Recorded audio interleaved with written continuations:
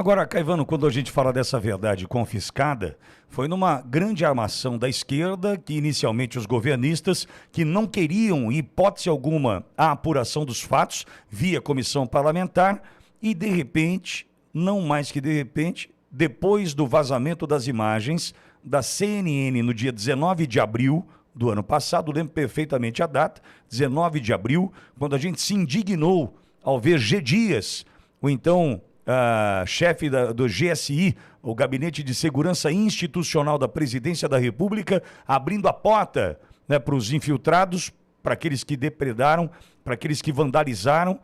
E aí, logo depois disso tudo, a queda do G. Dias e a inversão da intenção da esquerda governista de então instaurar a CPMI. Foi aí que tudo começou a dar errado para quem queria de fato a verdade, né, Caivano?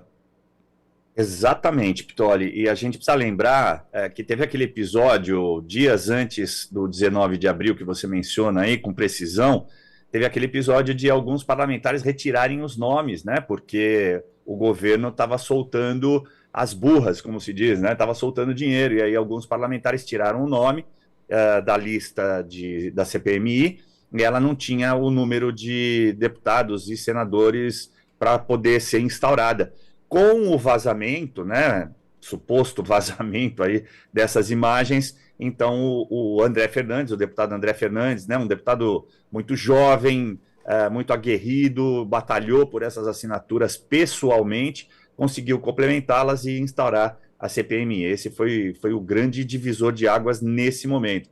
E aí, a partir daí, começou toda essa saga, né, de tentar se trazer a verdade para que a opinião pública pudesse ver com os próprios olhos esse engodo que foi, né, Pitoli? Você é testemunha que eu sempre comparei o 8 de janeiro aqui no Brasil com o incêndio do Reichstag em 27 de fevereiro de 1933, onde supostamente um homem sozinho teria colocado fogo, portando ali 4 pacotes de carvão e 2 caixas de fósforo,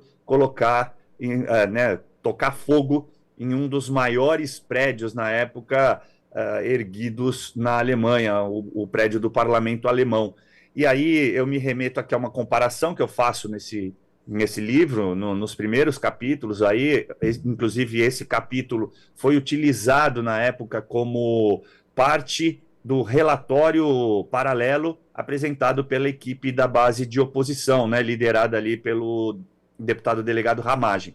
E lá eu explico, olha, o advogado que defendeu os 100 comunistas, olha só, 100 comunistas, 99 foram absolvidos em virtude desta pergunta que ele faz. Ele se vira para o Göring, que era o ministro de Estado, né, do Reich, e pergunta, eu queria que o senhor explicasse para todo mundo aqui como foi possível que um homem sozinho, quase cego, porque ele era praticamente cego, conseguisse tocar fogo num prédio enorme como esse, portando 4 pacotes de carvão e 2 caixas de fósforo sem que a polícia visse. E aí eu faço essa comparação. Eu gostaria muito que o ministro Alexandre de Moraes e os outros ministros que participaram dos julgamentos explicassem como seria possível que senhoras portando terços, bíblias e bandeiras conseguissem depor, primeiro, um governo eleito e, segundo, modificar o Estado brasileiro. Pitoli.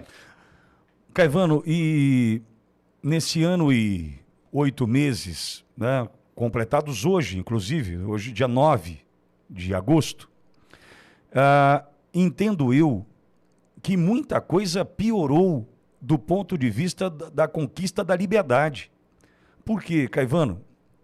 Veja, eu recebi ontem a visita aqui de um cidadão, vou poupar mais informações, acho prudente, do 4921. 4921 é o inquérito daqueles que foram presos diante do quartel general em Brasília, tá? Para ficar claro que 4922, presos dos prédios do dia 8, 4921, presos do quartel general na Praça dos Cristais no dia 9. Caivano, esse cidadão chegou aqui para mim ontem desesperado.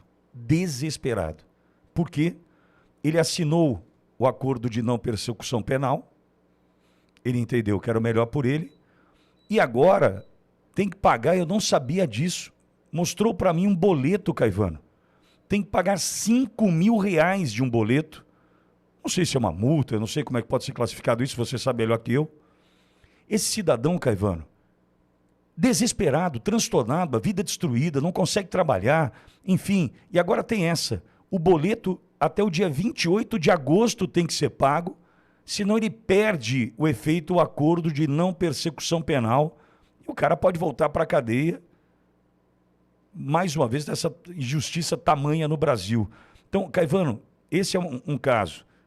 Tantos outros que nós temos, quem fugiu para a Argentina, que deixou sua família aqui, pessoas que continuam presas, como a Débora dos Santos, do batom na estátua. Caivano, eu não vi um avançar, eu só vi a corda continuar ainda mais esticada.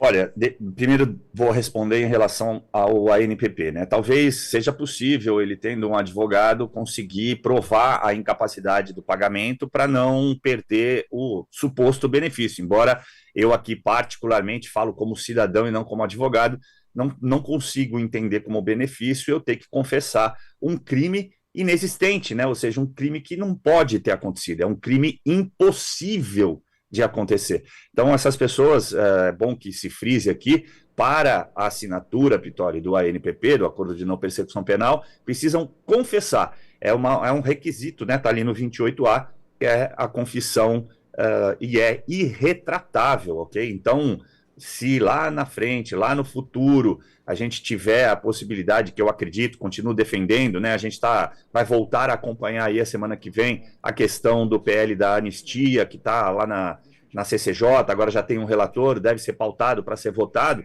assim a gente espera o quanto antes. Essas pessoas não terão direito à indenização, a não ser que consigam provar, e a gente tem alguns casos em que aconteceu, que foram coagidos, e aí eu já explico aqui que tipo de coerção. Essas pessoas foram acusadas de descumprimento, foram colocadas atrás das grades novamente, e ali todos os dias um carcereiro, um agente penitenciário ia lá e falava: olha, acho melhor você assinar o ANPP que você pode sair. Olha, já passa tantos dias, não está na hora de você fazer isso? E aí essa pessoa que eu tenho conhecimento, que eu conheço pessoalmente, acabou se dobrando e assinando a ANPP para poder deixar a carceragem, Pitoli.